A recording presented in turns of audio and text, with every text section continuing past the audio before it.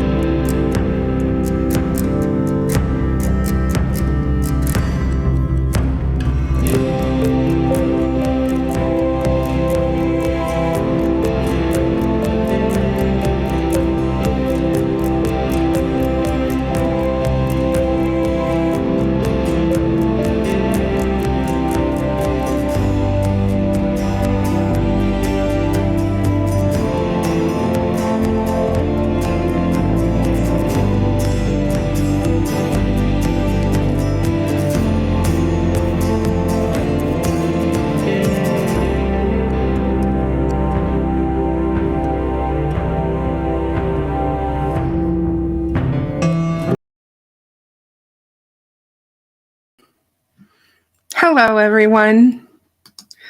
How is everyone this evening? Welcome to Behind the Crime Door, and I'm Kristen. If you're new here, please make sure that you hit the like button and subscribe to my channel so that you know when I go live the next time. Hey, Polygraph. Hey, Tech Death. Hey, Pigeon Mac. How are you? I'm doing good, Pigeon. Thank you. I hope you are feeling better. Hey, Fusa. How are you? Hey, Honeybee. Hi, John. Hey, Maria. How are you? Hi, Danger Dave. Hi, CJK. Hello, Lisa. Karen Perez. Hi, Carla Ann. Hey, Melissa. Can you guys hear me?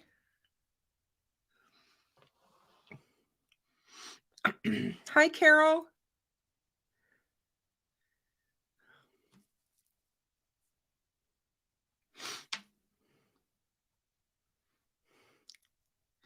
I hope everyone's doing well. Hi, Island. Hey, help me, Rhonda. Hi, Purdue RN. Good to have you here with me. Hi, True Crime Housewife.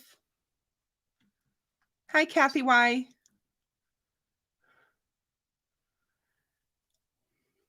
Wow, way over in Brisbane.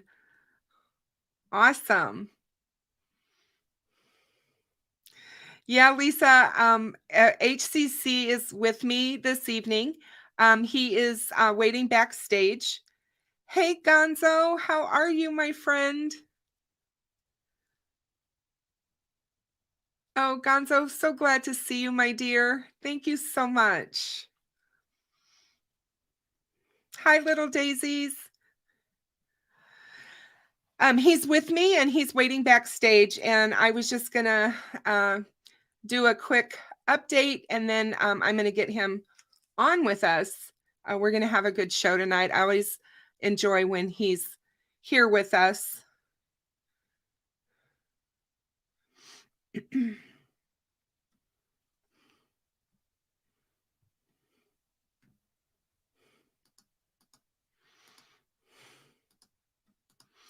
Yep.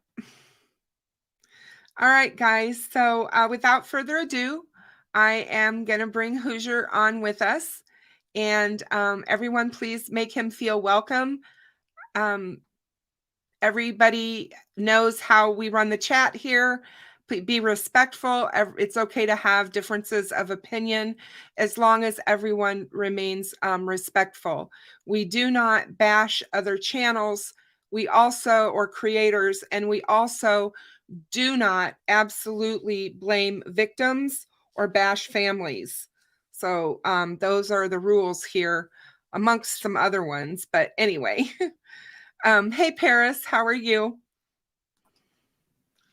Hello. Hi. How are you? I'm doing good. Thank you. How are you? I'm good, thanks. It's good to see you. Haven't seen you for a while. I know. I had to change my camera setup because Did you cut your hair? a little. I think you did. I'm used to seeing you face on, and I'm not seeing you face on. I'm seeing you from the side. Yes. Thinning a little. Whatever. I'm getting old. It's fine. Hey, don't even go there. I'm a lot older than you are.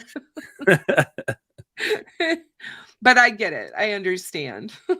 It creeps up on you fast. Oh, it does. It does. And I don't know if you've heard, but it just keeps going faster and faster the older you get. Does. I blink and weeks have gone by. Yeah, it's like, where's the time? And as your kids start getting older, your kids are starting to get older and older, then it really hits you. They're becoming teenagers, and and then it'll go by so fast. I told my daughter when my grandsons hit high school, I said, you watch, that 4 years will be over before you know, oh no, it won't be that. And it was. I mean, it was gone. My oldest was out. He graduated last May, and my second one is getting ready to start his junior year in the fall. So, I mean, it's like, wow. Yeah, I still remember them as babies, And now when I'm in a grocery store or something, I'm like, oh, it's a baby. Yep. And you're like, get away from me. Yeah, what happened? What happened? Oh, I know. It's just, it's crazy. But yeah, it's good to see you. We're going to have a good conversation about Delphi tonight. So I'm anxious. Let's hear about you. What have you been up to? Anything interesting? Just actually trying to figure out the new direction this year for my channel, and trying to figure out where I'm going with things. And I'm really wanting to cover some different true crime topics. Delphi's going on for sure. That's everybody I think knows that was my jumping off case, basically. Not that I didn't follow true crime before Delphi, but as far as my YouTube channel, for some of us, that case just really got us, Yes, exactly. Yeah. And I hate to say that that'll always be my foundational case, but it really is. I have just a really strong connection, for whatever a better word to say, to what happened to Abby and Libby. And so I want to see it through for sure. And I definitely will still be covering it, but I want to get into some other things. Indigenous women, the missing and women and children is an epidemic, actually, that's not being addressed in this country. I want to start talking about that some. In Canada too. Yes. Alaska, Canada, and the contiguous U.S. It's and actually even in Latin America, it's happening there as well. It's just horrific. And I really want to, talk about those cases. Something came to me. I don't know if you've heard about this or not, but my good friend over at the Inquisitor just did a video on it this week. And it's about, there's over 50 missing women. Well, not missing anymore, obviously. They've been murdered. Women in Chicago. They were strangled and burned. Oh my God. And left outside of dumpsters in like abandoned areas of town, and they think they've got a serial killer, and nobody's covering it. Wow. Nobody's covering this. And so I really want to get into looking at that. Once I realized that was happening in my own state, I thought that's something that needs to be covered. So just things like that. Yeah. You know, trying to keep missing people aware, you know, do what you can, sharing them, sharing their stories. There's just so many, Hoosier, you know that. Yeah. Oh, It's too hard many. for us to cover them all. And the children, the little kids, they hit me so hard.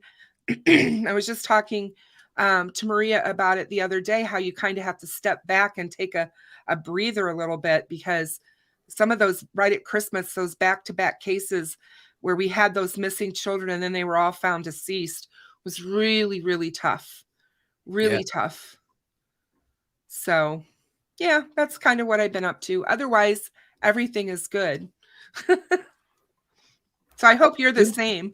I mean, I know you know, everybody needs to take a step back and sometimes just not create and just kind of. Yeah, I've been doing piano lessons and playing my guitar and spending a little more time with my kids and family. And I'm working on a certification for my career and playing video games. I've been playing Last of Us as I'm watching the show, and been enjoying some movies and TV. I haven't had much to say really that I thought added much, except for here and there a little bit. So I've just been kind of. That's good. I probably won't do another show for a while, but I never know. I just get this like urge, and then I do it, and then It's good. I mean, we miss some of your content. I like when you do your psychological stuff. It's really really good stuff. There was this case in Indianapolis where this guy murdered his father, and he claimed he thought a robot had replaced his father, and that's a real disorder. Where I forget the name of it, but I was thinking about doing something at one point, and I was like, but yeah, there's a lot of neat things, or well, it's tragic, of course, Yeah, but right. definitely interesting and good to know sometimes. It all boils down to the state of access to mental health, and the rich, Yeah. and the people being poor, and And who can afford therapy and who can afford stuff, you to know, where they don't have to go out and yeah, hurt other people exactly. for things. Yeah. So but then GonZo, I'm really glad to hear that you're going to be covering those or digging into them. That makes me feel really good to know, because we all know how well you do behind the scenes. So the more that you can check into that, the happier that will make me, because you do a lot of work. Awesome. GonZo does behind the scenes, you guys, on all these cases. And we can't ever forget that about him. He's out there on the streets. I dug heavy in work. Yeah, he is. I dug heavy in the Israel Keys for a couple of weeks. Such a strange case, and they sealed so much of it. There's so little we actually know, and he kept his mouth shut. And so there were actually Lauren Spear is a case here in Indiana, and they think Israel Keys is who killed her. You know, that's really interesting, because I did cover her case. It's back last year, and that wouldn't surprise me at all. He had a type. He liked smaller people because they were easier to get rid of, to hide the bodies. Yeah. Most of his cases, he said, would never be found as murders. Most of them would always be missing people. and never considered a murder. Wow. Um, Interesting. For sure. Yeah, he was the most scary serial killer ever.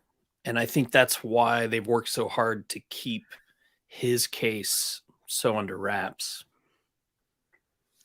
It's, it's what's really wild about him. I did a show on him as well, a video and a show on him, and he is scary. And to think that you've got people, and I don't think he's just the only one that does this. I mean, I think it's truly terrifying to think that someone can go 2 years or more, plant a kill kit somewhere, bury it somewhere, go away for 2 or 3 years or however long, go about doing whatever over here, and then 2 or 3 years later, come back, pick out a victim, dig up your kit, kill them, rebury it or whatever he does with it, and leave. And there's no way to catch him. I mean, this guy got away so long because of what of his MO, of what he was doing and how he was doing it. Killing and not in your backyard makes He would it pick a much random more... stranger. Mm-hmm. Yeah. And he would case out.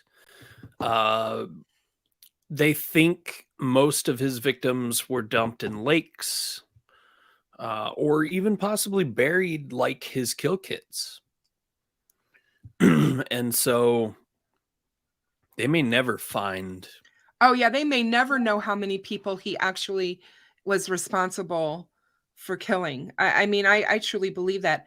It's, because of how he did it. Hey, Joni Sullivan. Welcome.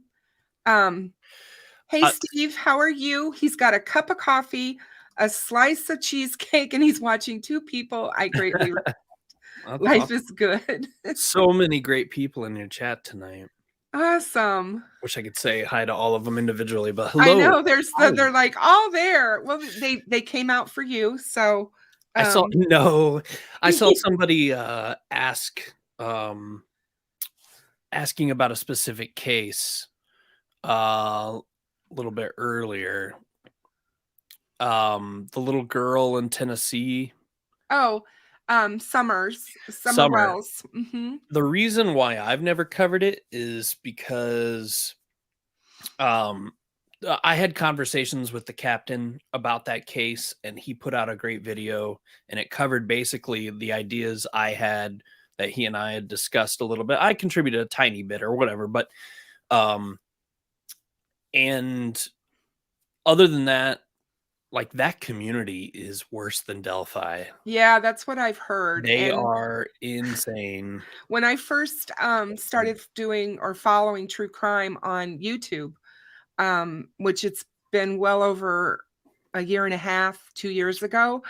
And it was right after she went missing. I really didn't get into her community much. I followed her case and I know about her case and everything, but I didn't really go into the community. But I had other people that I talked to did. And they were like, you don't even want to be a part of that. It's such a nightmare over there. And I thought to myself, how can it be worse than Delphi? Because after being on Reddit with Delphi first, beer. Yeah. Right? And I mean, here I'm on Reddit with my sub over there. And then I decided to come over here, and it's like, wow. So it is sad, Melissa. It is very sad that people can't cover these cases with integrity. And then the people that come into them, that bring all of the garbage and all of the lies and the misinformation. I don't know why people think that that's beneficial. I think reality television that started in the late 90s with Real World or whatever, I think it ruined everything. I do, because I agree with you. Tons of shows since then, and people, they think that's reality, and that exactly. The drama is fun and interesting, and it's a nightmare. And it doesn't. There's no room for that in true crime. There's no room for that. These are real people. There shouldn't be. Right. These are real people, real victims, real families that are hurting. And then to have all this crazy around them is just. That brings up a great point. I watched a movie. It was about, the whole movie is shot from the perspective of a computer and the internet. And this guy's trying to solve the murder of his daughter. And you see him like go through the doubt, even with his family members. And like when she first goes missing, he calls like the girl that's a lab partner of hers, and she's like, we don't know each other. And then not a week later, she's on the news like, oh my god, we were best friends and blah blah blah. And it's Yeah. like, it just hit me so hard. It really set me back quite a bit, as far as how I felt about all of this. And I mean, it changed me, and that's what a good movie should do, right? But you get desensitized sometimes Mhm. when you are in true crime, participating in it nonstop and things like that. So Steve says he's seen enough reality to last 20 lifetimes. I See, bet you have. he's seen the worst of the worst. And we don't even have a clue. I mean, we cover these cases and some of them just absolutely cut to the quick. I wanted to update everybody and let people know that Adam Montgomery was indicted by a grand jury for second-degree murder for Harmony Montgomery. Finally, there may be some justice for Harmony, but I'm so angry that he's just being charged with second-degree murder. I can't even begin to tell you, but anyway, I did want to let everybody know that. But I mean, it's just like, I don't know. You follow these cases, you see what's going on, and like I said, they really affect us. And if they affect me or they affect you that way, Hoosier, we can only imagine how they affect Steve when they're the ones on the front lines that go out there and actually have to find these children And face to face with the family members, right. Mm-hmm. and are tasked with, finding these killers and things like that. I can't even imagine. And see, Honeybee's right. Our whole culture has become desensitized. I truly believe that. I think that more and more people, they just turn it off. They don't even want to, it's no big deal. I'm just going to turn that off. I'm not going to listen to that. It doesn't affect me. It's all fun and games until you're the target, right? Right. Or someone you love. Yeah. Yeah. I was just watching the captain's new video drop a few minutes before this. Oh, I haven't seen it yet. What we're talking about now is kind of a theme to that video. Yeah, cool. Guys, go watch that afterwards. I definitely will. I don't miss any of his stuff. Yeah, nobody does. I can't. I mean, I'm a fan. I'm a huge fan of the captain. So I think he knows that, or I hope he knows that. But he does amazing work. So but yeah, I'm really glad about the news about Harmony. But yeah, the stuff between, one of the things about the Native American women and girls that are missing that I wanted to say was that and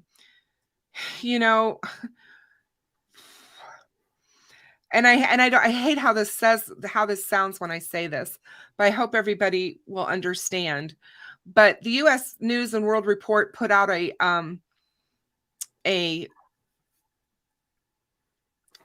article on November 1st of 2021, and it was about the incomplete data that complicates the search for these missing women.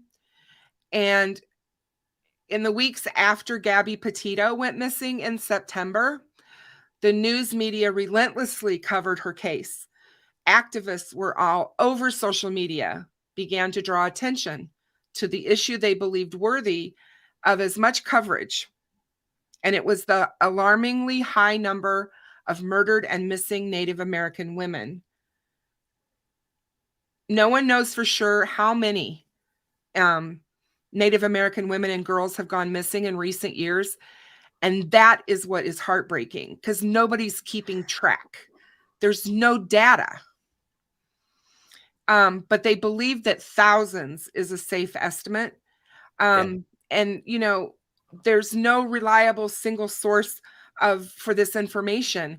There's inaccurate and incomplete information on missing Native American women. And it's making it difficult to spread information across the country that could potentially solve the cases.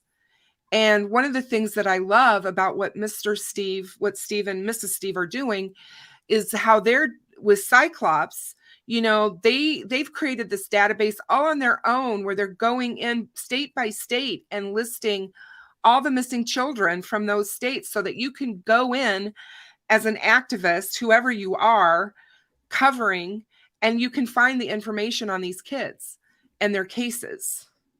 And there needs to be a broader sweep of that is being able to look at the hot spots. Mm-hmm. Okay, obviously there's a problem in this area where so many children have gone missing, and I'm sure you know, like, larger cities are going to have larger numbers, but even so, there should be a way to break all that down. And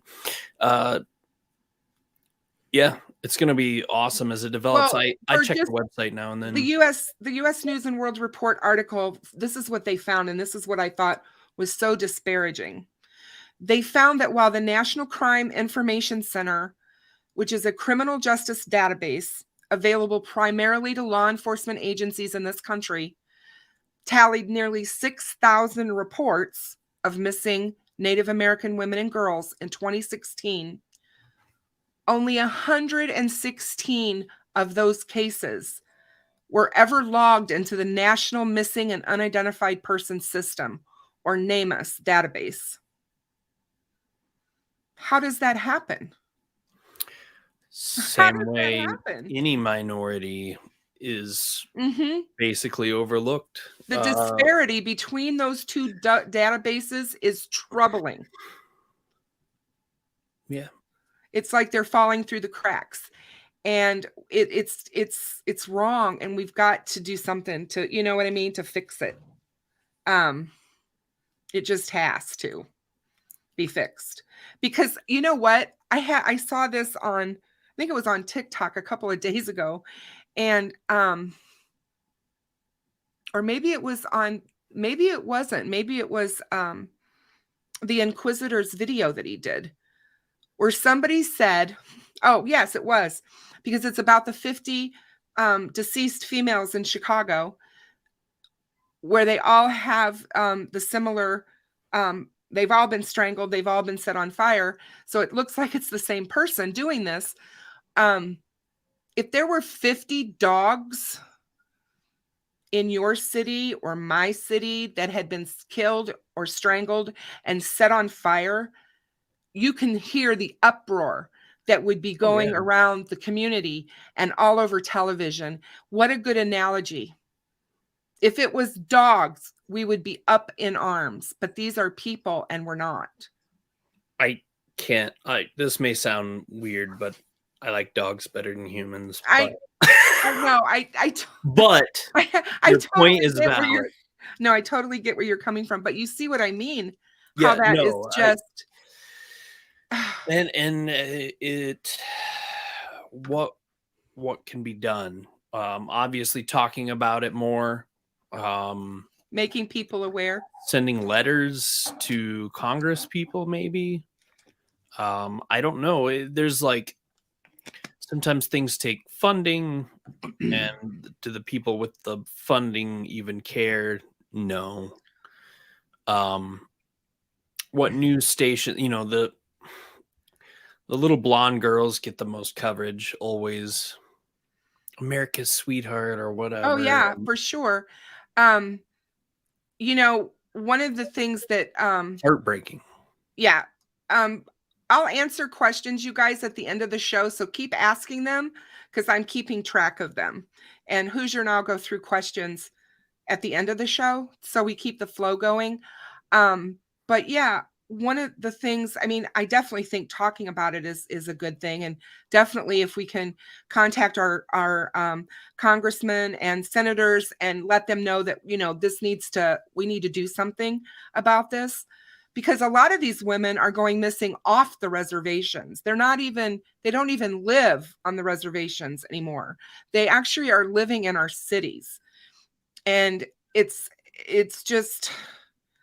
I used to, when I was young, in the 80s and 90s, I would see a lot of Native American people, and I don't anymore. This is Mhm. Indiana, you know what I mean? Oh yes, I And do. here I'm in Illinois. here in Tippecanoe is the Battle of Tippecanoe with Tecumseh. They, you know, the prophet. We have Prophet's Rock, where the prophet stood and prophesized about if they don't stop drinking the white man's drink and wearing the white man's clothes, and then the white men came and murdered them all. And Right. so we have out at Fort Weotnon, every year we have a festival, and there's one Native American person for a festival that's about Native Americans and the French settlers. And it's crazy to me. It's tragic. It is. And It's just horrible to me. I've always felt this way since I was a small girl. I always wondered. I've always felt that Native Americans have been so mistreated by our government, by everyone, and I don't know. I just feel it's just something I feel very strongly well, about, and it's it interesting angers that me. we either, you know, the Europeans that came here either drove them all out, murdered them, but then named all the streets after them Yes, and their tribe. exactly. Like, what? It's I live in a city named after an Indian tribe. My state is named after an Indian tribe. That the Indians were very Same. much here and a part of this Yeah. when this place was settled. And it's Does it annoy you when somebody says Illinois? oh, it drives me crazy. I'll never forget when I was 17 and I went to Hawaii with my senior English class, and I was in Hawaii and they couldn't say our state what right. They always were saying Illinois. I'm like, it's not Illinois, it's Illinois. But it's We have man, I grew up a little ways away from here, further up north, and there was a state park, and everybody called it Obachi State Park. oh no. But what's hilarious is it's Wabash, Mm-hmm. because of the translation from, I think it was Iroquois to English, and then and so the spelling is like a transliteration, but the pronunciation is Wabash, but it's spelled Wabashe or Wabashai. Obachi, and it's so yeah, it's just fascinating to me. I love history I do too. of this land, I but do too. I've always loved history and did well in it. But one of the things that upsets me is the way history is portrayed, and the way. the winner gets to tell the story. Yeah, exactly. I go back and I think about some of the stuff that I was taught in school and things that I was talking about, just like Little Bighorn, for example, and how our history books made a Custer out to be some sort of a hero. He was a mass murderer. That man was a mass murderer. He killed women and children. Come on. I mean, but we glorified it. And it just things like that just really get to me. Yeah, I mean, yeah. Love it, Maria. I'm all for it. We should do it, my dear. Awesome. We'll talk about it. But yeah, just that's something, like I said, that's really irked me for a while, and I think I'm going to get my passion going for it this year, and I'm going to do a lot of covering That sounds of that. awesome. So, but getting back to talking about Delphi and getting into our Delphi conversation, I wanted to say to you that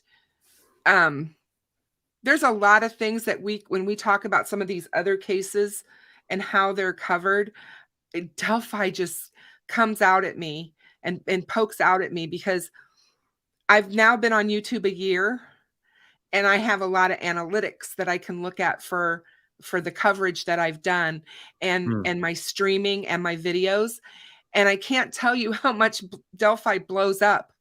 I mean, I get all these views on my Delphi content, and my other content is just like, phew. If the word Delphi is in your title, you'll get about 3 or 4 times more views. It's crazy. And so just with that fact right there alone, and now we know that the case has been moved as far as the jury's going to be chosen from Allen County. You're from Indiana. You are, I in grew my up in Fort opinion, Wayne. you're local. I was born in Fort Wayne. Okay. Yeah. So you're local, but you're close. You live closer to Delphi now. I'm in Lafayette now. Yeah. I'm not trying to give away but I think don't you've said mind. it before. I was going to say, It's I think fine, you've said it yeah. before. Yeah. So yeah, I know you are. So you're like what, 10, 15 minutes from Delphi, correct? Yeah. It's a 20-minute drive. Yeah. 20 minutes.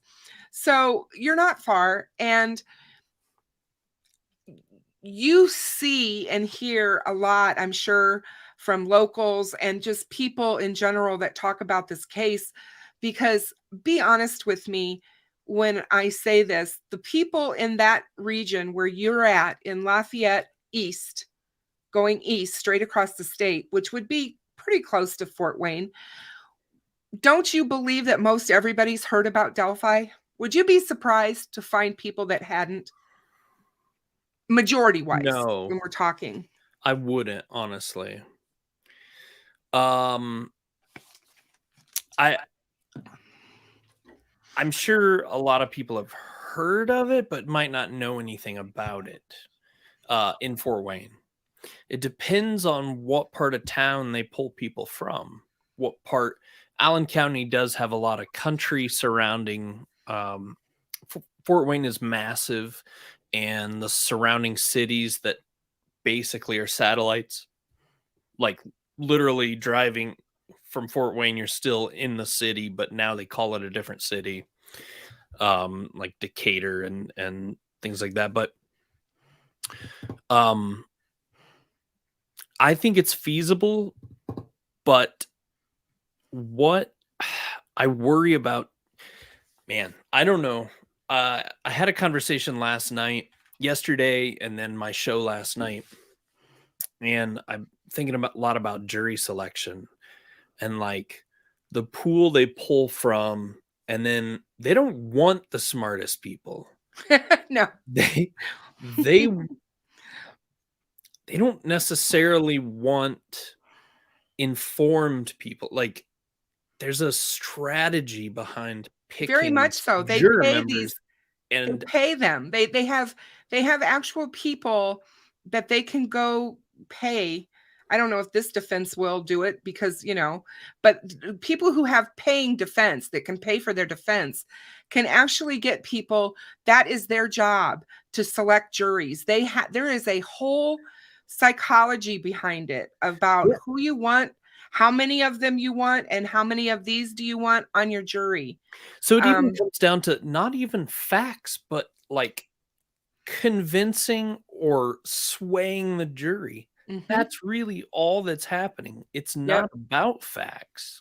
No, and it's about how those facts are presented, is basically what it is. They take the evidence of the case and they present it, and then it's how your experts more believable in how that evidence is expressed versus the other side.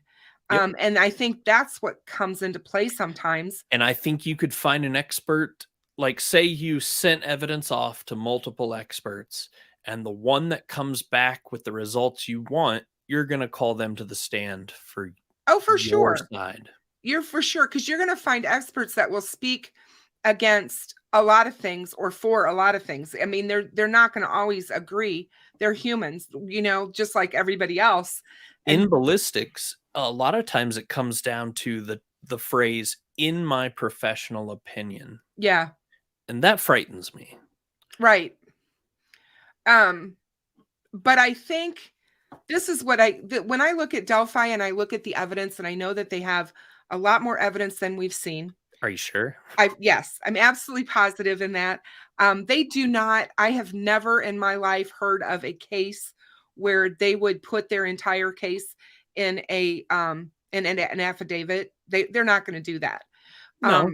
No. But you read the Idaho affidavit though, right? I did, but they've got more evidence as well. Very well, of course, but theirs was very clear and Oh, yeah. concise and point by point by point hmm of a very strong conclusion. Right. They And you know why? mentioned DNA. Because whoever wrote that affidavit has written many, many affidavits like that. And Nick McClellan has not. Yes. And I can't believe a trial like this, they would have a guy who's never prosecuted a murder case. Exactly. And that's what I'm afraid of. That's where I've been talking about with the prosecution of this case. I'm not against him being on the prosecution, but I think there needs to be a special prosecutor for this case that has had homicide experience before. Why even keep it in Delphi? And spending all that money to bring people in, and like I'm not an expert, but I feel my personal opinion is that this is horrible. This is a bad idea. I think that the reason that they're keeping it in Delphi, and honestly, I believe this, it's one of the biggest reasons was the family. What I think is the reason they don't have to travel, they don't have to, if they would have gone 150 miles to Evansville, that's a long way you're asking family members to have to go and do. It feels like they're willing to risk a successful case. I think that I was surprised that she picked her own county. I thought that would be something that would not happen. Well, it's the second largest county as opposed to Marion County, which is Indianapolis. Right. I get that. I was just kind of surprised by that. But, granted, as long as they can get jurors that can be partial or impartial. And that's what gets me, because I just said this the other night. The Murdaugh trial, Alex Murdaugh is on trial for murder of his wife and his son. His trial was just started this week, and they did the jury selection earlier in the week. They polled the jurors that they had present of how many people had not heard of this or had heard of this case. Every single one of them raised their hands. So, his case too has been so well publicized. It's all over social media. That's, to me, with this case. I'm sure there are people out there that don't know about Abby and Libby, but for the majority of the types of people that are going to be pulled in for these juries, I think that they're going to find people. It's going to be a hard road to hoe to find people that doesn't know about this case, especially being so close to Delphi, which Fort Wayne is. That's just how I feel. Yeah, but about an hour and a half drive. I think that the media coverage, if anything, it would have been all over Fort Wayne's news. Yeah. That's just me. But what I think will be interesting is how that does all play out in the scheme of things. But I am worried about the prosecution. I definitely am. I'm more worried about that than I am any of the evidence. I feel the evidence will be fine. It's it's how the prosecution presents this case. He shot himself a little bit in the foot. I At think that his the defense lawyers are gonna rock their worlds. I don't think they understand what they're up against. Well, I think that they definitely are going to come at them at every little bit of the evidence for sure. Yeah, they were asking for like records of like everyone that has ever looked at the case in any manner, like Yeah. background records. Right. And it's just like, mean- you know, and it's like they told them, we're not going to do your legwork for you. You go do your own investigation because that's what you're supposed to do. We're not giving you that stuff. No, they You have know? to share everything. They have to share that, but they don't have to share every single thing that they did investigating. They don't. They have to do Anything some the of that prosecution legwork. is going to bring forward as evidence, they have to share. The evidence they do, but anything else, like how did you come to that or who did you talk to or whatever? No. It's just like she told them. Even the court told them, you know, we're not doing this. You guys know how discovery works. You turn over what you're supposed to turn over. We're not going to go down to the nitty-gritty and start getting, you know, this and this, because that's one of the games that the defense was trying to play. And she didn't let them, which made me happy about that. She was like, we're not going to do this. You know, you guys turn over what you're supposed to. The problem being with any case, and that's with this one, as big as it is, and the voluminous amount of paper that there is in this case, it is easy to get something left or forgotten that should have been turned over. So I hope somebody who has experience in this is looking at that murder book and basically going through and making sure that everything that's discoverable is turned over to them. Because that can screw the case too. I've heard there are bits of evidence that haven't been tested. There were bits of evidence lost. There were some pretty big mistakes. It might be ugly.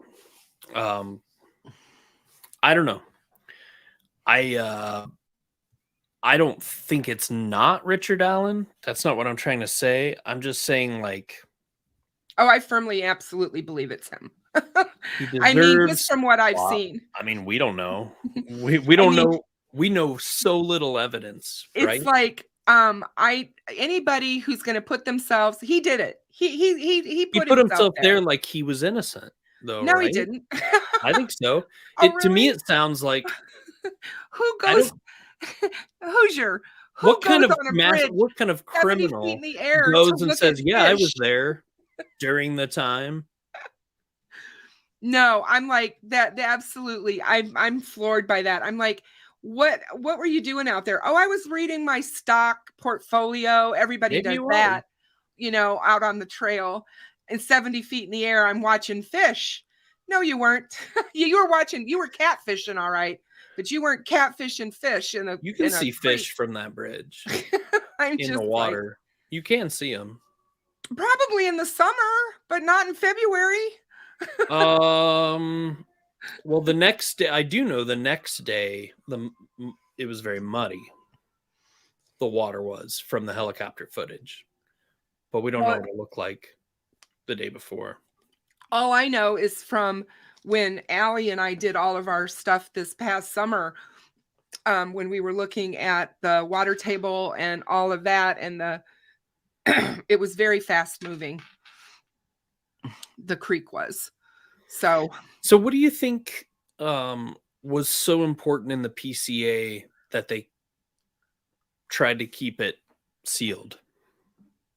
I don't think there was anything that should have kept it from being sealed, unless there are other people involved and they didn't want them to know what they had. Do you think there was anything in the PCA that suggests others were involved? No. I don't either.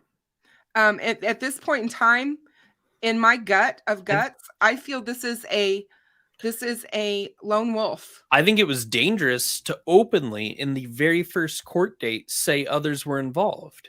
Oh, that's what I was trying to get at earlier. I said Nick McClellan, if he did anything already, he shot himself in the foot, because if he doesn't come up with somebody else, that's one of the things that the defense is going to come at him Exactly. for. They're going to have to prove that it wasn't this other person and it was Richard. Even if they can prove that Richard was there, it doesn't mean it wasn't the other person or whatever that actually killed them. He could be an accessory,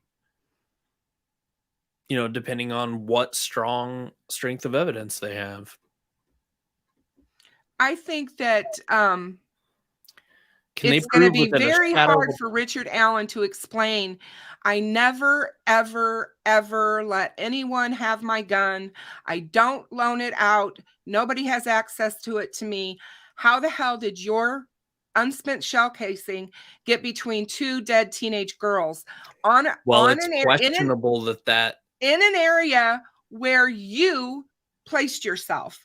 Well, Within he didn't place minutes, himself at the crime scene, he was seen on the bridge by an eyewitness. He was. She saw him standing on that platform. Yes. She knows that's him on that platform, and she leaves. And within seconds, she runs into Abby and Libby heading to the bridge. Yes. If that's him standing there, who the hell else comes up and says, guys, down the hill? No, I'm not. I'm not saying somebody magically appeared. That's I'm just saying, like, tool marks on a bullet aren't strong evidence. I think it's very strong. See, I differ, I guess, with that, because I believe in it. I've listened to Steve. Is it a belief or should it be a hard science? I believe it's a science. So I did a whole show about this last night, but the thing is if it was a spent shell casing, you would have multiple factors that would contribute to the proof that it came from his gun. But if all they have is the extractor mark, guns are made to such high manufacturing standards these days that the tools used to make them aren't like 100 years ago when they were made with hand tools, right? So the differences in weapons is extremely slight these days, unless there's a specific odd wear pattern or they found the same weird say the bullet was a rare or an old type manufactured bullet and they found a case of it in his house. But it's going to depend more on other factors than just the extractor mark. And I agree with Witch. It's not just the shell casing. He put himself there. He put himself there wearing the exact same I'm not arguing clothes. any of that. I'm saying put himself there. There's just too many. And then of all the witnesses who saw him, it's going to come down to a jury and convincing a jury. Oh, sure. Oh, I agree with you. I do. It is going to come down to a jury. But again, and it isn't what we think or what we believe. It's what we know. And just from this little bit of evidence that we know, we don't know shit. I think that we know why the evidence they used to get their murder charge against him. We do know that. And I think that they had enough. That's just me. I think it was enough for an arrest. But a conviction, I don't think so. And we don't know what else they have. And like I said, we don't know what they pulled out of his house. We have absolutely no idea what they got out of his car. It could be he was there. He did say down the hill. He did eject a bullet. Yep. But that doesn't mean he murdered them. Then that doesn't matter. He's in Indiana's law, he is guilty of murder. Felony murder, he's guilty. If he's bridge guy, he's guilty. It's technically without a shadow of a doubt. There can't be any doubt that he murdered them. I'm talking about when it comes down to the jury and when they're talking to the jury, when the Mhm. prosecution and defense is talking to the jury, Yep. if the jury has any doubt, they can't convict or shouldn't. They And are there's going to give them lots to be the doubtful law about. for felony murder, and the law for felony murder in Indiana is if you kidnap somebody and they end up dead, you can be charged with their murder. He kidnapped them when he took them off the bridge and said, down the hill. It's the same charge. Part of the same charge. I know this, but I don't think from what was in the PCA is anywhere near enough to convict him of murder. And, you know, people have been convicted a lot on circumstantial evidence. Yes, and the Murder Accountability Act has freed a lot of people Oh, on for sure. faulty forensic Mhm. processes. We still don't know what the 53% of their DNA is. cases. We still don't know what the DNA is. I firmly believe they have DNA. We don't know what that is yet. True. We also don't know if they were able to match his cat hair to hair on the girls. We don't know that yet. And I guarantee you, if for some reason they found the DNA of Abby or Libby on him or on something in his home or found a souvenir in his home, Greeno's in prison where he belongs. That's where he is. oh, good Lord. Man, this is like debating religion with some people. Looks like I've pissed off everybody. That's okay, because No, you haven't. You're you guys entitled need to to- your opinion. everybody needs to think about these things. And It's I'm not, true. I don't like, look, I get weirded out because Richard Allen mysteriously came out of nowhere right after a lawsuit and right before an election. And I'm sorry, I'm not a conspiracy theorist. I'm not either, and I do not but believe that had anything at all I do. to do with this But at that's all. me. No.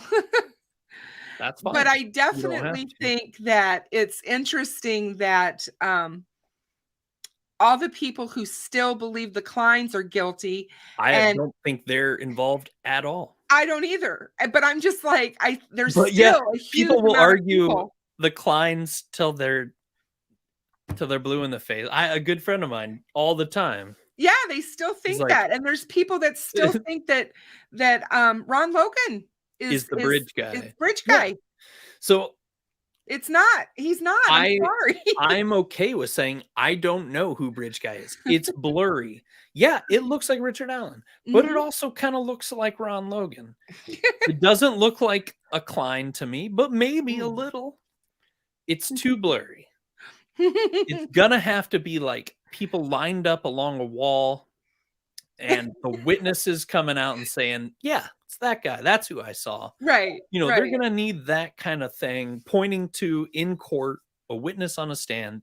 That's the man I saw. Oh, I think they're These going to kinda have more things. than one. Yeah.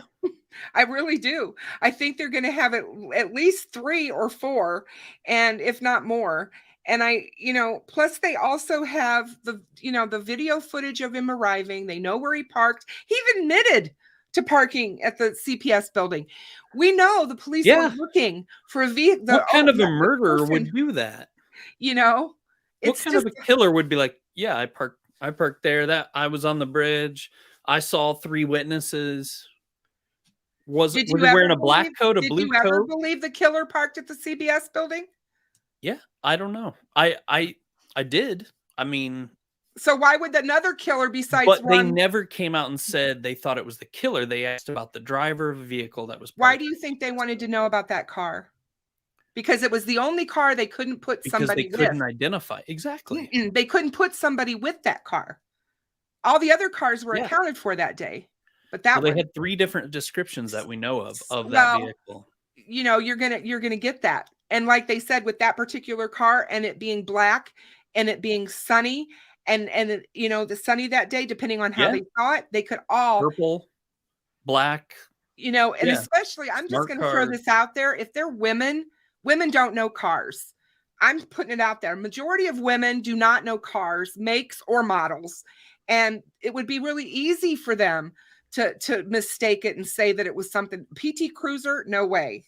That car is Now, not a PT there's also Cruiser. like a guy in all black, a guy wearing a blue windbreaker, a guy wearing a blue jean jacket, it's like, I understand witnesses are That's unreliable. never been put out by police, though. Yes, it has in the PCA. Those are the exact words used. They were talking about other witnesses that saw other things. They weren't putting that towards him. In the PCA, That was not they in the were. PCA. Yes, it is. Not talking about the person in black. They talk about that because it can be blue, dark blue, which is what he had on, and dark blue jeans from afar, depending on where I you're know. seeing them, could be black. But which is it? Is it a blue jean jacket? Is it a blue windbreaker? Or is it a black jacket? Because the three witnesses all saw something different. Well, And from what I've seen of Bridge Guy on the bridge, and the police have always said that Bridge Guy's the killer. They've said that since a week after the murders, that I can tell very easily what Bridge Guy's wearing. Well, you can tell the color of it, kind of. Blue jacket. Yeah. And blue jeans. Yeah. But what color shoes? You can't tell. So, I mean, Can't tell if they're shoes or boots. nope. You can't tell what his face looks like. You can't tell if it's a fanny pack or a shirt flap. Boy, there's been a lot of people that Or have a hood tried. or a hair. Over 6 years, there's been a lot of people that have tried. I know. No, they've got their work cut out for them. Oh, for sure they do. I mean, Both sides. it's, come on, it's not a puppy. I mean, let's not go there. I see a wolf head Holy draped crap. over with a samurai sword in the back for martial arts skills. Also a spoon, a ladle. Sorry. No, I know. I mean, there was so much stuff put out there about what people were seeing. I mean, it became ridiculous. It really became, and I still have trouble with the whole people that think there's dolls out there and all this other crap that they think's out there. I don't believe any of that. Absolutely abducted at Ladle Point, yes. And I agree with this, man. That pool video, it shows that what's under that jacket. Why didn't he get rid of his gun? No, Why he didn't wasn't he get that rid of heavy his jacket? back in 2017. He gained weight. So that's a great question. Why didn't he get rid of his gun or try to alter it? Why didn't he get rid of the jacket? Because after he went to the conservation officer and told him what he knew, nobody came to talk to him. He thought he was in the clear. Why basically confess to the why tell him I was there, I saw witnesses, because he saw his picture on TV and he knew that there was a video of him. He didn't know that before. He knew there was a photo of him somewhere. Right.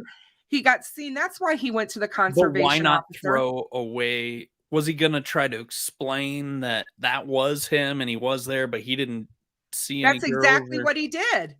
He told him he was there. He told him that he was fish watching. He told him all that. Never mentioned Abby and Libby. If he would have left from the pier and kept walking and walked back towards his car, he would have saw them. But he never mentioned them. And as far he as never even mentioned the woman evidence, do you know how many killers don't? They keep their souvenirs. They keep them. Why would he even tell the conservation? Like, it makes no sense. And as far as his gun, he didn't know he dropped a bullet. Are you sure? More than likely. I mean, how could you not? Because maybe he just didn't know. In the heat of that, he just murdered 2 people with a knife, for God's sake. No, he wouldn't have murdered him yet. It would have had to have come out of the barrel of the gun with a cock. It wouldn't have just fallen out somewhere. Like for the extractor pin to No, he would have had to have cocked it and it would have come out. That's not a cock is different than a rack.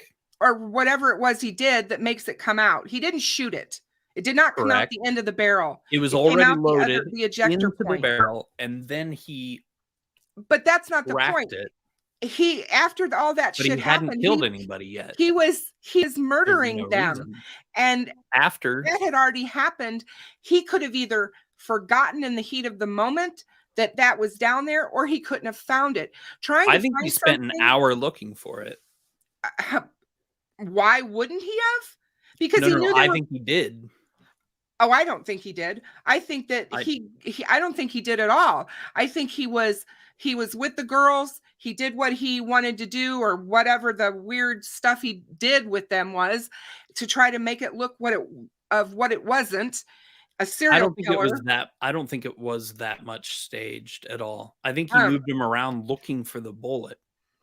And I don't think there was much weird stuff. I think what Robert Ives was talking about is a very limited. This guy had never seen this, like, a murder of children necessarily. he never I seen don't. murders. He'd seen a couple. He talked about in an interview, Yeah, he but it talked was like about a a spat shooting that he between. saw, but that was. Right. But I'm just saying, the guy has not done a murder trial. That's true. But I don't think it was as weird as everybody thinks, because Jay Abbott clarified on that. Sleuth played an interview last night where Jay Abbott clearly says where it's not that it was weird, it's that it was something to where just enough to where they thought maybe it could be a signature. So I think he moved the bodies looking for the bullet. I don't think anything that Jay Abbott says holds water. I don't trust that man as far as I can throw him. Sorry. I don't know him. I You're mean, fine. all I know is, what he's guilty of in his case with the doctor that abused all the Olympians. He was the one who the FBI and the Justice Department indicted for his lying and mishandling of that case. So Jay Abbott's not somebody that I would quote regarding Abby and Libby's case. He was the head of the FBI in Indiana. I I mean, don't care. we can form He's a good friend of opinions. Doug Carter. It doesn't matter. He liked to say that he and Doug met, and his wife, they went to dinner together. It doesn't matter. They meet they meet often and have I dinner. don't trust the man. But anyway, as far as the signatures, I've never believed that there were signatures left at that scene. You know why? You can't have a signature unless you have a prior crime. I did a video on it. People don't understand what a signature is. I get Even that these law stance. enforcement people didn't know what a signature was. You cannot have a signature unless you have a prior crime to compare it to. Yeah, I And mean, they used that word in this case for 6 years. There were signatures left at the crime scene. No, there weren't, unless you know that the guy who killed Abby and Libby committed crimes before. and left the same And things. they said that there hadn't. Kim Riley came out and said this offender has apparently never committed a crime before because he wasn't in CODIS. They couldn't find him. And how would they know that if they didn't have DNA? Fingerprints. Right. True. I mean, Shoe it's prints? either DNA or fingerprints. Footprints. But I think it could even be a stretch to take from what he said to mean that far. It might just mean they went through. So their first targets of interviews were local pedophiles, local criminals. And when they got through all that, they're like, we don't think he's a criminal at this point. Yeah. So that could have been as simple as what he meant by that. It doesn't necessarily mean they have DNA or fingerprints, but hopefully they do. No, I think they do. I always felt that after, when Kim Riley was interviewed by, oh, God bless his soul. He's not with us anymore. Greeno's buddy. What's his name? Michael Catt. Thank you. Michael, I'm sorry for not remembering. I saw that interview. Yeah. Yeah. Michael Catt did that interview with Kim Riley, and it was right when they were getting ready to go to Colorado to talk to Daniel Nations. Mm-hmm. And he said, from what we can tell. But they went and talked to Daniel Nations, who does have a criminal history. No, I know they did, but that's because of, I think it was because of the hatcheting in Well, but it's in the contradictory wilderness then. or whatever. It's contradictory. Yeah, he was masturbating with a hatchet or whatever. Whatever he was, yeah. But actions speak louder than words. Yeah, and Kath, but also, Kath Y is right. It was announced at CrimeCon by the cops did not like Paul Holes. There is DNA in Delphi. But it was We don't know how strong it is, and we don't know what kind it is. Paul Holes said they have a long road ahead of them. I think Paul Holes is the one that came and found Richard Allen. And I think that, oh no, go look at his Instagram account. He was here. I know he was here visiting. A week and a half before Richard Allen was arrested, Paul Holes said someone was going to be in this. I think it was and showed a picture of a guy in jail in a jumpsuit. And he said, this is going to happen really soon. And it did. And he was there this past summer. And I believe he was there to go over the case with some other investigators. But at the press conference that I was at, where they announced all of this, they said, thank you to Kathy Schenck for her attention to detail. They thanked Kathy Schenck, not Paul Holes. I still think Paul Holes was involved. And I definitely, I will be happy when he can talk about it and say that he was, because that would be fantastic to know. Because I mean, when he put out that Instagram picture, he got the Golden State Killer. So exactly. But I don't think Tobe and his buddy Liggett, I don't think they would let an outsider in. But they didn't for 6 years, you know what I mean? Like, and they had to do something. If you want to talk about the election, they had to do something. They had to bring in somebody, because it was getting close and they were all going to get fried, because people were mad and up in arms that they hadn't solved this case. Now, that doesn't mean, I laugh because people are still out there touting, Richard Allen's being railroaded. He's being thrown under the bus and all this other stuff. And I'm like, if they wanted to do that, Hoosier, my God, look at all of the POIs they could have pinned this on. No, I've thought about this. They could. Here's the problem, though. People say that about Ron Logan, but they couldn't. They were friends. They knew Ron Logan. They were under pressure from outside agencies to do something about him, so they busted him for the driving while suspended. The FBI thought it was Ron Logan from the very get-go. They felt there was enough to arrest him and to charge him with the murders from the get-go. Well, and I think that search warrant affidavit was actually a probable cause affidavit. They handed him to them on a silver platter and said, here's your guy. I don't know where that comes from. And then they left. I've heard that. And then they left. Well, it's not their investigation. It is in the seat of the county. The investigation has always been in the seat of the county, and the FBI could only assist. They couldn't take over. Nobody was asking them to take over, but I know they were asked. They basically once the FBI said, here's your guy, whatever, and they disagreed with them. They disagreed strongly with them. They wouldn't hear it at all. The FBI, they didn't even investigate Ron Logan. They didn't even search his house till a month after the murders. I'm well aware. And they waited, like Kegan Kline, the Kline's house was searched 2 weeks before Ron Logan's house was searched. I know all of this. What's the point? The point is like they didn't care. Like of course, if there was any evidence, it was long gone.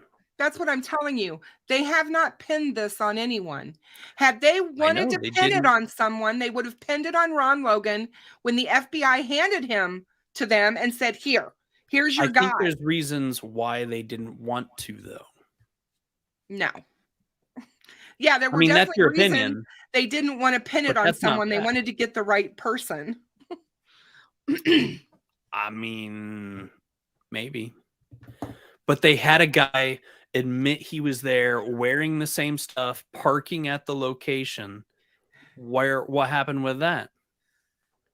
Say it again. I'm sorry. They had a guy who said he was there, who parked in the location, who... They didn't know that, Hoosier. The conservation officer didn't get that information to the right person. And he didn't go across the street from the CVS where he worked to Tobe's office and knock on the door and say, hey, why didn't he at the 2019 presser? Why didn't it spark something in the conservation officer's mind? I have no idea. Oh, yeah. You'll have to ask him that question. But I will tell you, why was he on stage at the presser, at the latest presser? Why? I have no idea. But what I will tell you is... And now he's the fire captain or whatever? Why don't you ask Richard Allen why he didn't walk across the street to Tobe's office and give that statement of him being there that day? I know why. To somebody who knew. I know why. Because when you call in a tip or something, they sent whatever resource they had available to meet people to discuss things. He didn't need to call in a tip. He could have walked across the street from his job right into the sheriff's office. Well, he did what everybody else does when they know something. Hey, I was there that day. Okay, we'll send somebody out to talk to you. He didn't call in any tip. He met with the conservation officer outside a grocery store. Yeah, because that's where they told him to meet him when he called. Oh, I doubt that. Yes. No. Yes. No. I don't. No, I'm not buying that one. There's nothing to buy. That's how they handled things. I think that what he didn't do, he purposely didn't go to anybody on the task force. He was just at a grocery store and saw a conservation officer and was like, "Hey, dude, I was out there that day."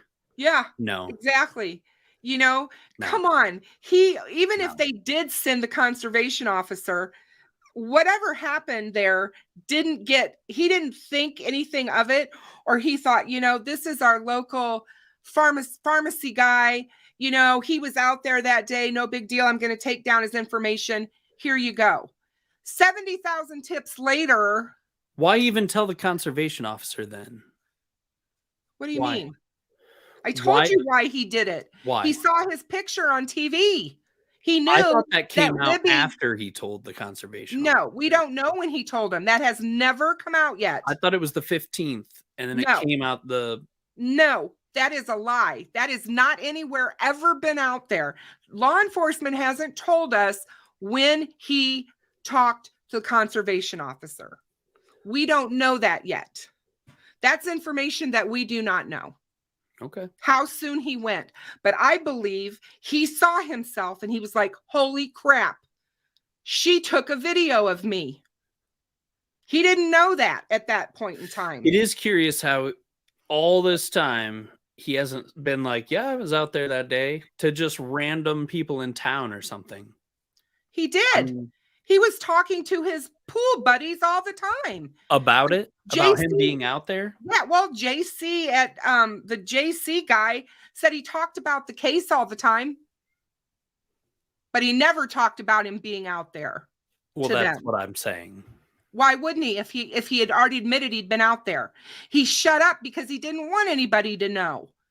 He thought he'd gotten away with it. They were looking at other people and he knew that. See? Sure. It doesn't make sense to me, but that's okay. I don't understand. To me, it seems like he was trying to make an alibi for himself. You can come up with much better alibis. He never, ever thought in a million years that Libby had him on He video. told them he left by 3:30. That's in the affidavit. But a witness saw But a he guy didn't. muddy and bloody at 357 walking on the north side of 300 South. Do you Right. believe the muddy and bloody thing is true? Yeah, it's him. Why wouldn't someone call the police if you saw someone muddy and bloody? Oh, come on. In Re- rural Indiana, he could have been hunting. If he's muddy, God knows what. Are you kidding me? Yeah, no. There was You, so nobody, you'd be no, walking or nobody in driving that, down the road and you see somebody muddy and bloody, and you're just going to be like, it's fine. not in That's rural not, Indiana. You no, forget that's that not normal in Indiana. you forget I'm a country girl. And yeah, I no. am too, That- and no, well, that's that not would normal at not, all. that would not floor me at all. Especially not knowing that 2 girls had just been murdered or were missing. Nobody knew She that said he yet. looked like he had been in a fight. She could have been in a He fight was with a muddy deer. and bloody. He could have been in a fight with a deer. I just think it's crazy she didn't follow him or call the police. I wonder if she, because it does say she in there. I wonder if she. Well, first of all, being a woman, I can tell you the last thing we're going to do is go follow somebody muddy and bloody. We're not going to do that. Do you think as she was in a women in car general. or on foot? Because it never mentions a vehicle. It says traveling. But anyway, It says what now? it never mentions a car for the muddy, bloody witness. Never mentions a vehicle. It doesn't say, it does say that they see her on the Hoosier Harvest Store camera, but it never mentions a car, which I think is interesting.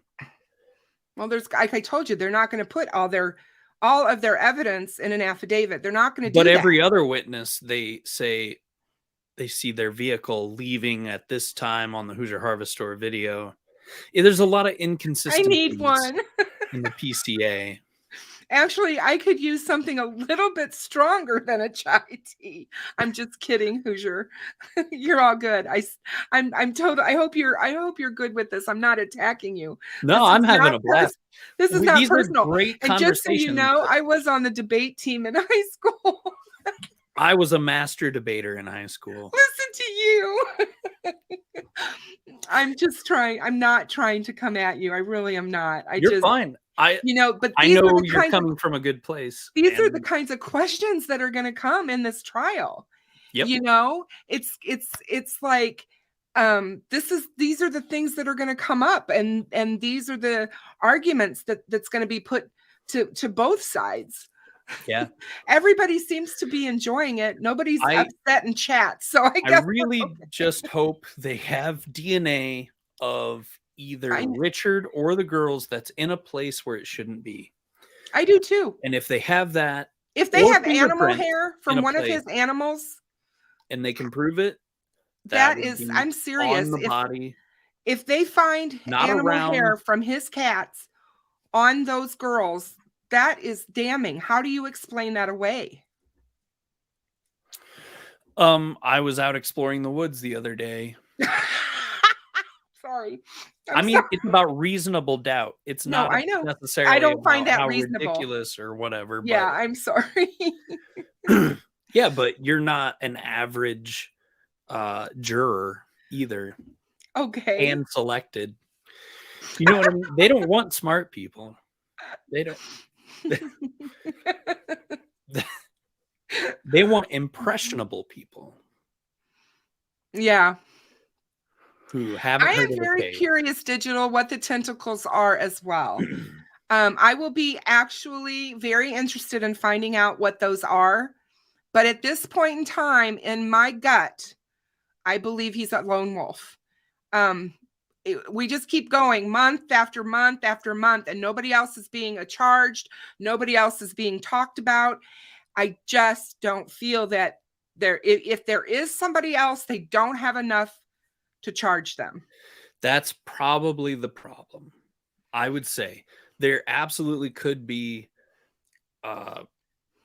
What brings to mind is I don't think that law enforcement thinks that it was a chance encounter. Okay. Mm-hmm. So the ways in which they've been actively trying to tie an online presence to the abduction and murder of these girls. What is she talking? Oh my God, Maria, you are going to make me choke. What are you talking about? Because I said I'm a master debater. Oh, she's a master. She's a cunning linguist. Oh my God. Sorry. Oh my God. Okay. I just turned 17 shades of red. But there's, again, I'll go conspiracy as how you put it. But Okay. for many years now, they've been trying to get a lot of money for funding for their internet task force. Okay. And this case, and the interest in this case, has gotten them that money and the connection with Anthony Schatz. Good. They should have got that money anyway. But they did have a legitimate reason, because of the communications with the Anthony Schatz account in relation to the case. And yeah, Skip talked about that when he was on here with Steve just a few weeks ago. He's been investigating that whole thing for over a year about that. It might be coincidental, honestly. I mean, they need that money. I They do. Whatever. I fully support them getting money for internet I just crime. want that money used properly. Yeah. That's the thing, what I think is funny, I don't know if you noticed or not, but Keegan Kline has once again postponed his court date. He moved it again today. It's fascinating for a long time. I saw that. It's fascinating for a long time. They had already investigated the Anthony Schatz account and Keegan Kline within the first 2 weeks. And for a long time, they said there is no internet connection to this.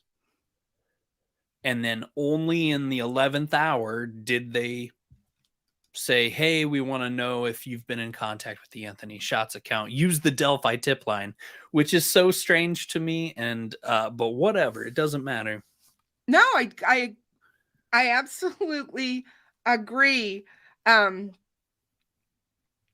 all of that, but and I do. I thought it was odd too. I was on the Klein wagon as everybody else was. I was looking at them. I deep dove them this time last year. Maria and I set up, I don't know how many nights going through Facebook after looking at everything on them. And it's always been said that there were many local some of the searches that they were doing, but at this point in time, Hoosier, I honest to God don't believe they have anything to do with this. So also very early on and for a long time, it's been said that there were many other local children, not many maybe, but some local children that knew the girls were going out there that day. I think their friends did. Yes. Come on. You know what you were, I mean, I can't imagine. I've seen some that Libby didn't have friends that and Abby didn't have friends that knew that they were going to go that day. Okay, it's always been officially told to us that it was spontaneous though, which it could still be.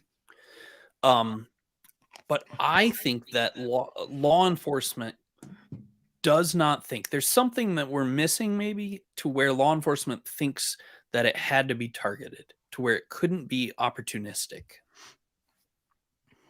And I definitely agree with that. I think it could be opportunistic.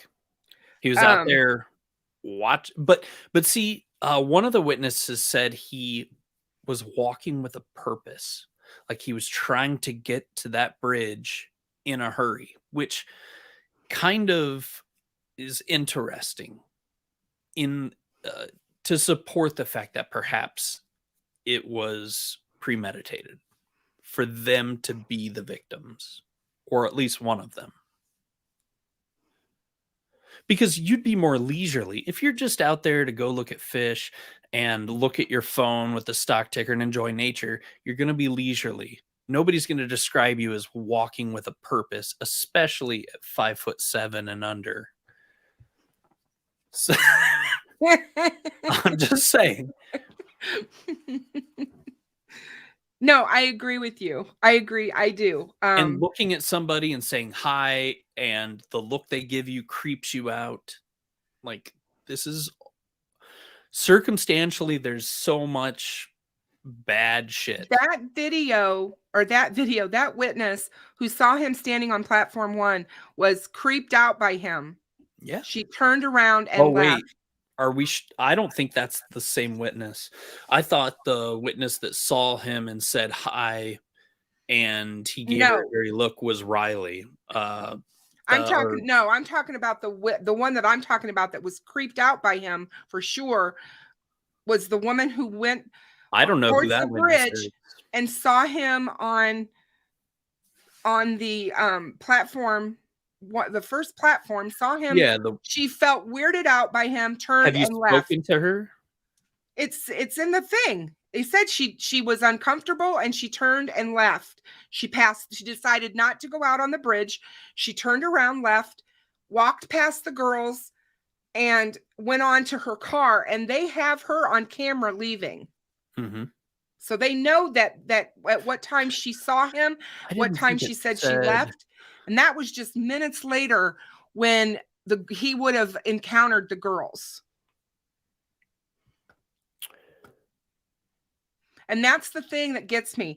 That's what's going to be this guy's downfall, is him putting himself out there when he put himself out there, and the fact that we know the timeline of when guys down the hill was said. Well, yeah. Yeah. I mean, they've told us that happened at 2:13 p.m. or there shortly thereafter.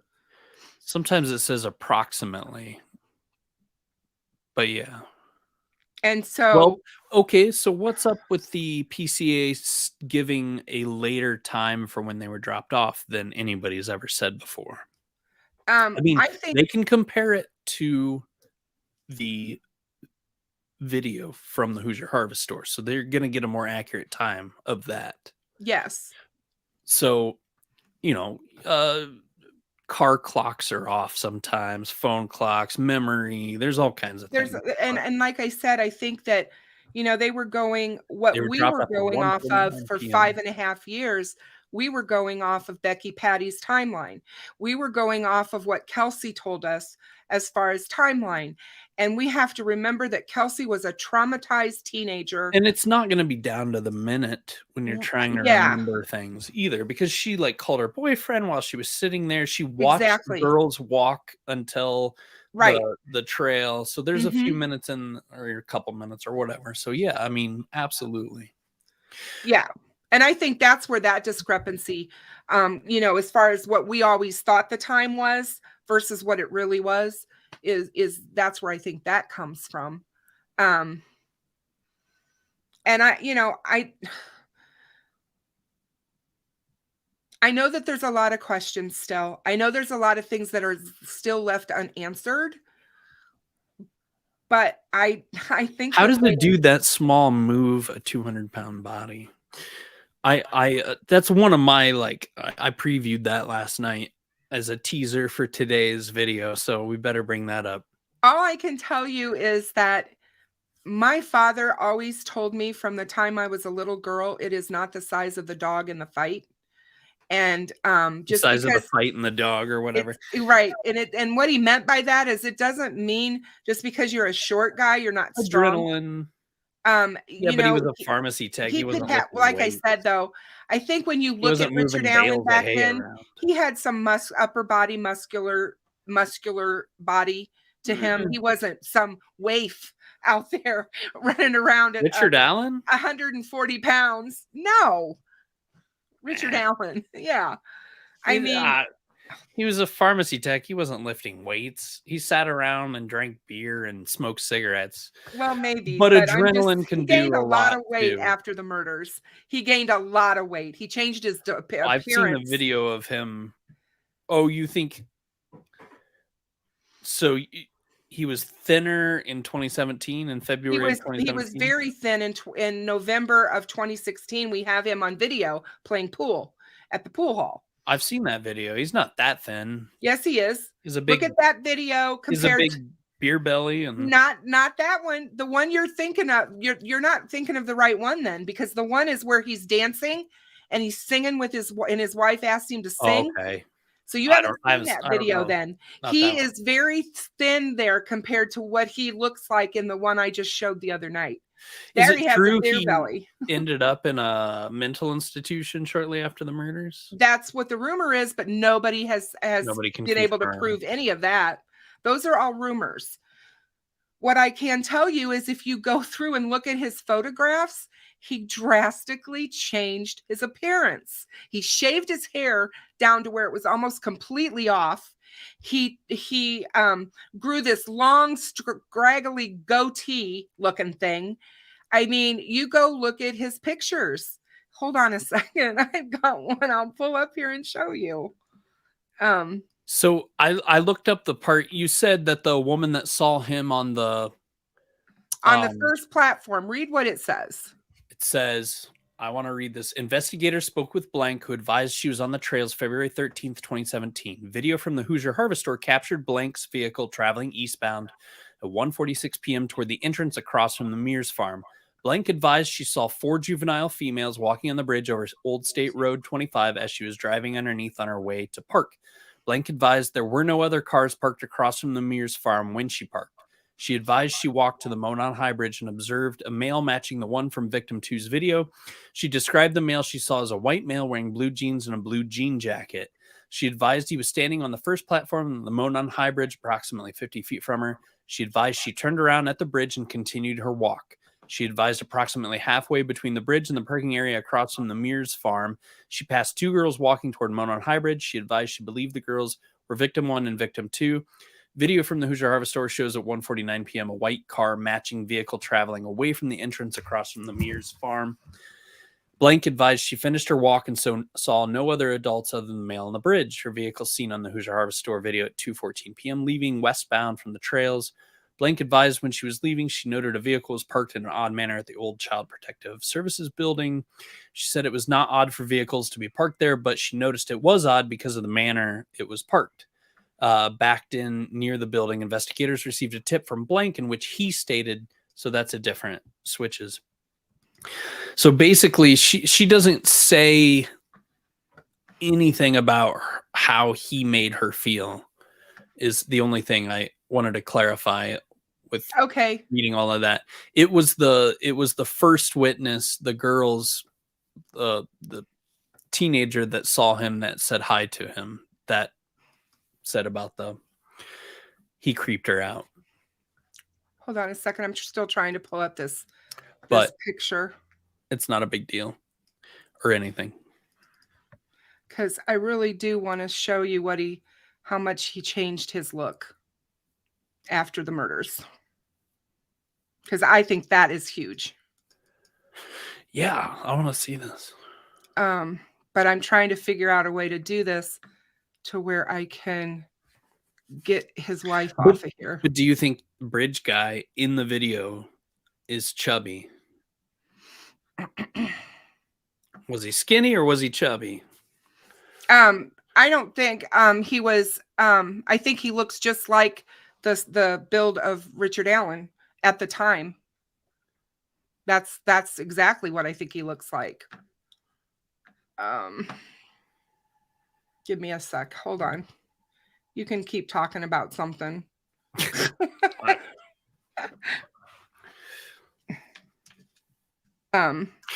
It's a frustrating case. It is a frustrating case. Don't know enough. There's a lot of rumors that lead to beliefs and things that simply aren't true. Like Doug Carter showing up at the river search and the river search itself and all these things. Yes, speculating on some of these things that they could be connected, things like that is perfectly logical.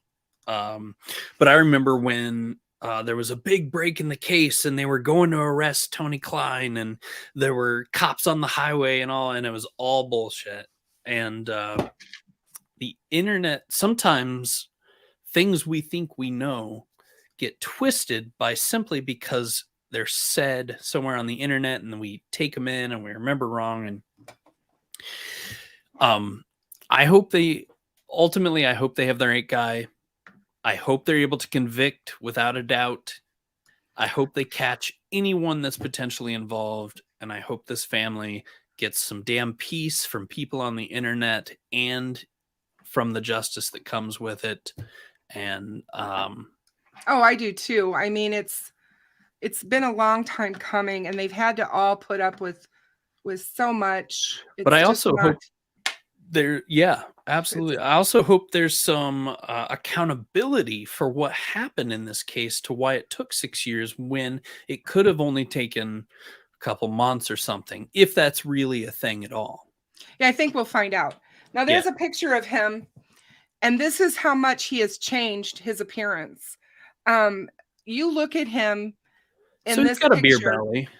And he's, if you look at him from, this is just, I was trying to do his face, not his body, but I don't think he's got much of a beer belly here. I mean, he's got a little bit of a pouch, but it's not like he has now by any sense of the word.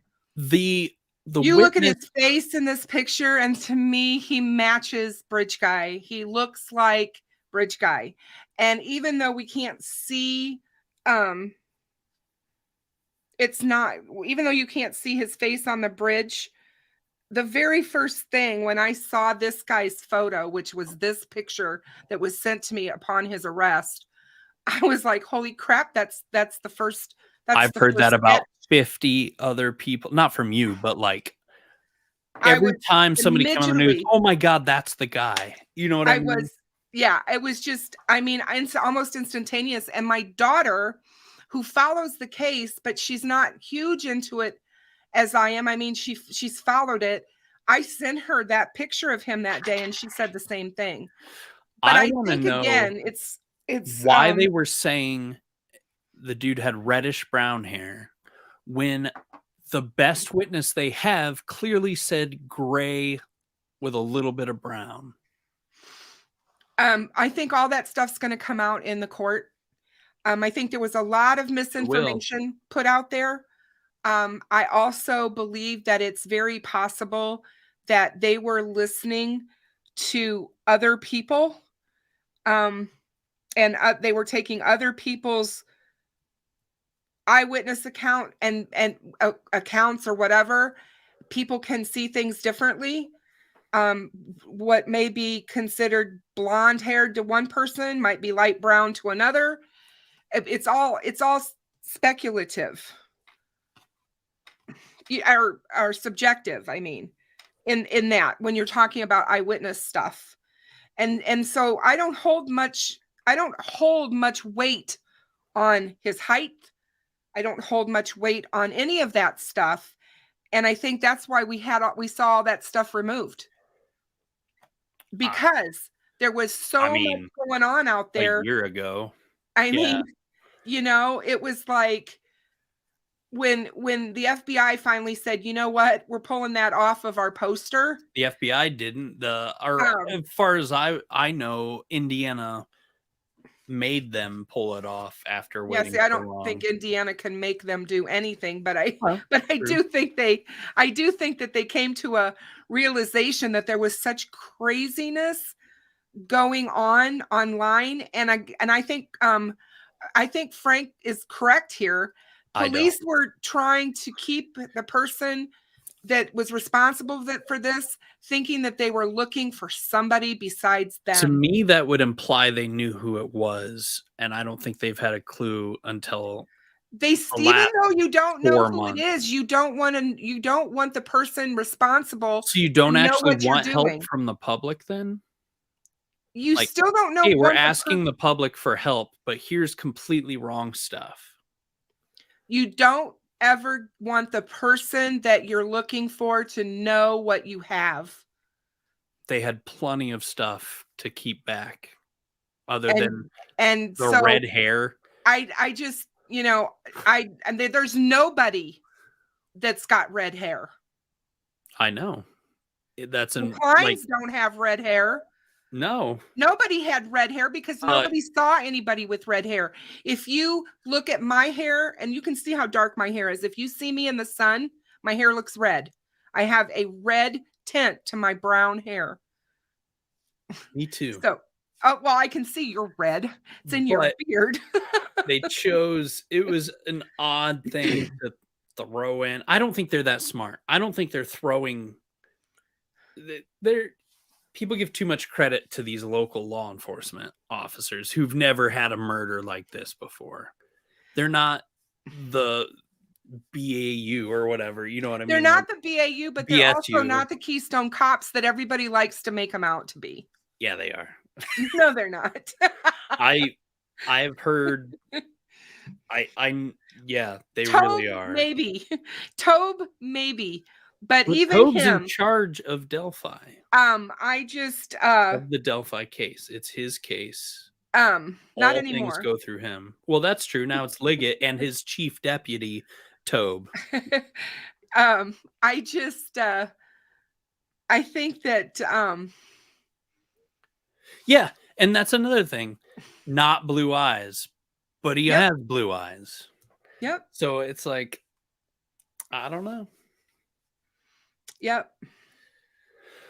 They were kind of doomed this whole time in ways. And like I'm still gonna hang on to Doug Carter and what Doug Carter has told us all along.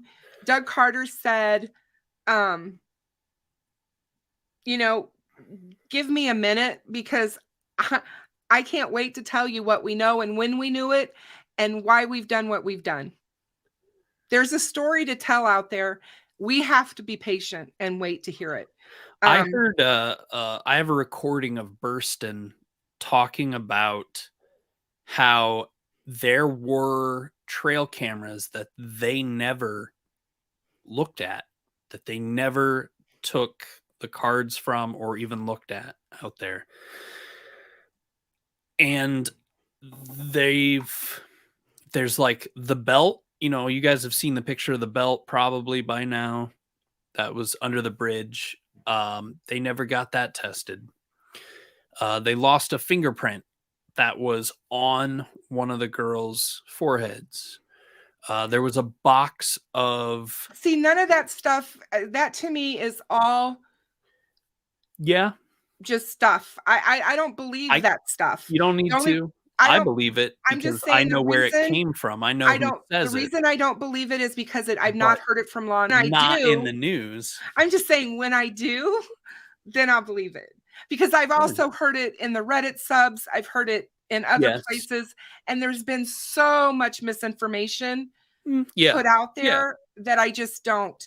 It's just like the whole, what's their name? Lee Kerr crap.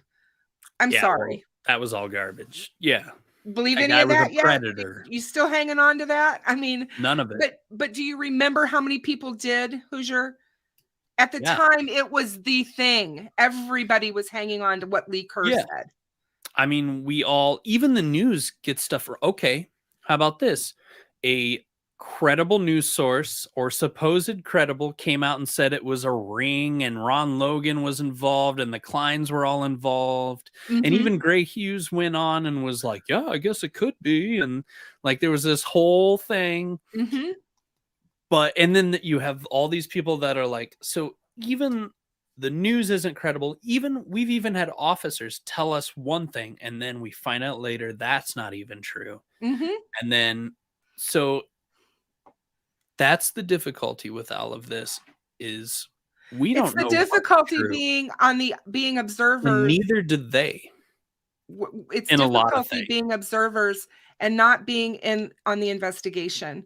Because when you're not part of an investigation, you know nothing. You can believe things. You can think It's like Doug Carter said. Even the people part of the same investigation don't believe the same things. And we've seen that clearly. Barbara, I have blue eyes, and I can tell you that depending on my mood, my eyes are different shades of blue. and sometimes can appear a My different eyes color. are blue, but change to green. Mine changed and color, so it- it's very yeah. possible. And if he was Or the way the light hits it, or he exactly, had a so that part, big that's hood. again the color of his eyes. I don't hold any that I don't hold like, oh my God, he doesn't have this color eye, so it can't be him. No, that's no. But like I said, yeah, Maria's right. We still don't know if the river search of Wabash idea. has anything to do with this They case. officially said it was training, So, but it maybe. and then we had all of the rumors put out by you know who that all the rumors. I mean, everybody flocked around them. Where are they now, by the way? Oh, they came out and said that it was the viewers who took what they said and went too far with it and all this shit. Like, they completely backed out of their own shit they created. And you know what? Sure, whatever. The Oh thing my is, goodness. it's hilarious. But that's It is hilarious. Hopefully, when this trial happens, Are you going to go? we get some. That's my question for you. Am I going to go? Yes. Are you going to go? I'm not going to go to these little things, but the actual trial, I'm going to try to go. Now, they are purposefully filling up that courtroom so that very, very few like townsfolk can get in, really. So it's going to be tough, but I'm going to make an effort. Well, I know, I showed it's Frank's going to go, so you should go with him. Well, and when Frank gets there earlier than I do, he gets to go in, and I don't. Frank, So- if you just promise me that you'll stay away from the other crazy person that goes to the trial, you know who I'm talking about, I hope. Please don't get involved with him. Please. They're going to be best friends. They're going to be eating dinner with Frank and Oh God, on I his hope show. not. And I hope not. But anyway, I hope not. that makes me Chris giggle a or little. Frank's smarter than that. But I don't know. It doesn't matter. Yeah. Ultimately, who cares what we find out or know or don't know? The family no, Pet Death, it's and not. their It's the trial is going to be in Delphi. The jurors are coming from Fort Wayne. The trial's not going to be close to you. that 2 hours went fast. Did I gotta take my melatonin and get to sleep. I'm sorry. No. I had a great time. I was just going to say thank you so much for being here. I think we had a really good show. It was awesome. I mean, I think a lot of people enjoyed the back and forth, and most people can't have conversations where you can talk things out in a normal way. So usually we're used to, like, I'm gonna go make 5 videos about you and Kristen the crime door. Oh, I'm sure somebody will. After they see this or hear about it, they're gonna go, she was attacking Hoosier. It was terrible. Oh my You should God, have seen that this. Oh my poor God. ginger soulless bastard. I would never call you that. Somebody did it was such an epic, I loved it, and I like hearted it, and I was like, best comment ever. They like gave me this huge rant when the captain and I did a show together, and it was wonderful. I don't know if you call somebody names, but you're like funny about it, like, I'm gonna laugh. It just depends on your delivery. So CN Red Flag says, poor Hoosier. I know I beat him up badly, didn't I? that's right. No, I'll never recover. No, I so appreciate you coming on and the discussion, because like I said, if nothing else, we showed everyone tonight what's going to go on in that courtroom, and it's going to be worse. It's going to be worse than this, a million times worse than what we showed tonight. Unless they have some really good evidence, which I hope they do. And, and I, like I said, I do too. And he is a patient guy, you guys. Make sure you check out Hoosier Cold Cases channel. He is amazing. He's got a really good channel and a lot of great content. And Purdue said I won the debate. I don't know about that, but The conversation. It wasn't a it was debate. a debate. It was a great conversation. And and I'm so glad that I got to have it with him, because not everybody could remain that calm with me. A lot of people would have gotten mad and name called and done a lot of other things. But you're such a calm guy. Now don't go I've behind dealt the with the scenes and say all dregs these of bad things YouTube. about me. Oh, All no, good. we're good. We're totally good. But All right. Everyone you have have a great good night. evening. Thank you so much for having me on. You're so Always a welcome. pleasure. Thank you so much. You have a Talk good to you soon. night. Bye. Talk to you later. Bye-bye. Well, you guys, I hope you enjoyed that. It's, he's an amazing person, and he really has a way of, getting that other point of view out there, which I respect.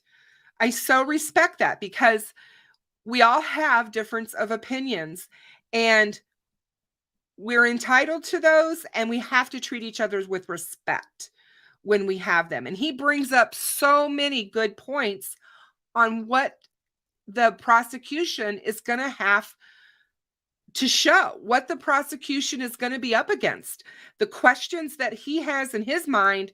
Trust me, the defense has already thought of them all and then some. So I hope you guys enjoyed it as much as I enjoyed it. It was fun. Maria, you have to take the prize tonight, though, my dear, because you made me blush so bad. I'm so serious. I cannot believe when you said that. And I was just like, oh, good Lord. It was Derek. How are you? I'm so glad to see you. You have to watch it. Oh my God, Maria. I was laughing so hard. I'm still blushing just thinking about it. So, but yeah, he does make you think, and that's what we're all here for, is to discuss the case, get your whole, in your whole ideas out there about all the questions and things that you have, because there's a lot of them, and there's a lot of things that we have, gone over, and people change their opinions, or they change their minds. Deb, thank you so much for being here. I didn't get to tell you hello. And I did see your comments coming up and everything. And I'm so glad to have you here and be a mod for me. Everybody, please check out Deb's True Crime Notebook. Her channel is amazing. She does some absolutely fabulous shorts. She's making a big hit over on TikTok. So make sure you're checking her out as well.